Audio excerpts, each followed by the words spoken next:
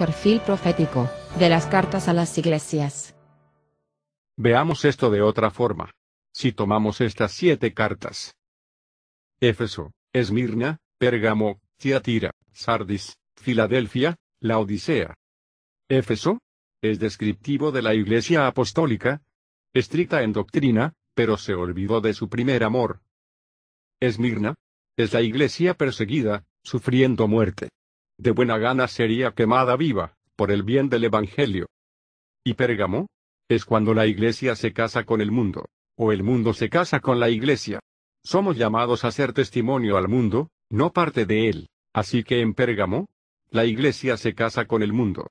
Y eso lleva a lo que llamaré la iglesia medieval, heredando la iglesia del Estado, que después persigue el poder temporal. Y luego tenemos la Reforma, que lleva a lo que podríamos llamar colectivamente las iglesias denominacionales. Y después tenemos la iglesia misionera. Y después la iglesia apóstata, que olvidó el nombre del juego. Lo interesante es que estas 3 primeras son un grupo. Y las promesas a los vencedores son postdatas. Eso hace pensar que tienen una terminación histórica.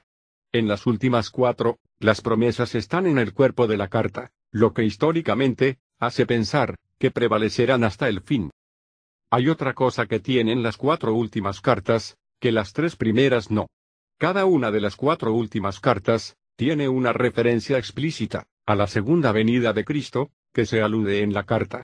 Y eso es visible por omisión en las 3 primeras. Pero hay más que eso. A Tiatira se le prometió explícitamente entrar en la tribulación.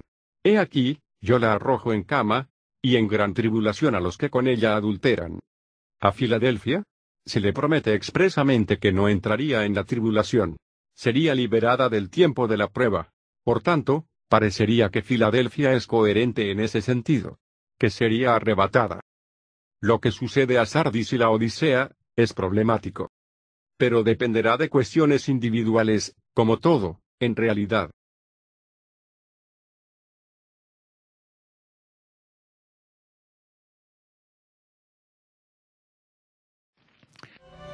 Un paralelo, con las 7 parábolas del reino.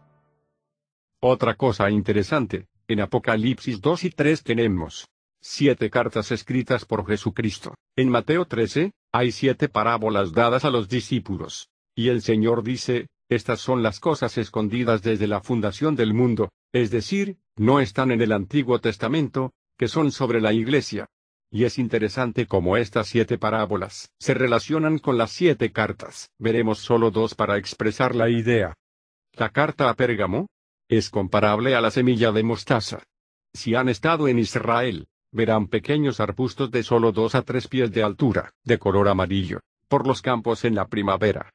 Son las plantas de mostaza. Muy pequeñas semillas crecen a una planta de 2-3 pies de altura. Jesús dice que el reino de los cielos es semejante a un grano de mostaza, que crece en un árbol, que es tan grande que las aves del aire albergan en sus ramas. ¿Alguna vez han visto un ave anidando en las ramas de algo de 3 pies de altura? No. Y, además, las aves en las parábolas del sembrador son ministros del diablo. Si usted está buscando los ministros de Satanás, no pase por alto los púlpitos. Eso al parecer es lo que sucede en Pérgamo. En Tiatira es la mujer Jezabel. En las cartas, en Mateo 13, es la mujer y la levadura. Y hay que comprender el carácter judío de esto. La levadura era el sacrificio de paz.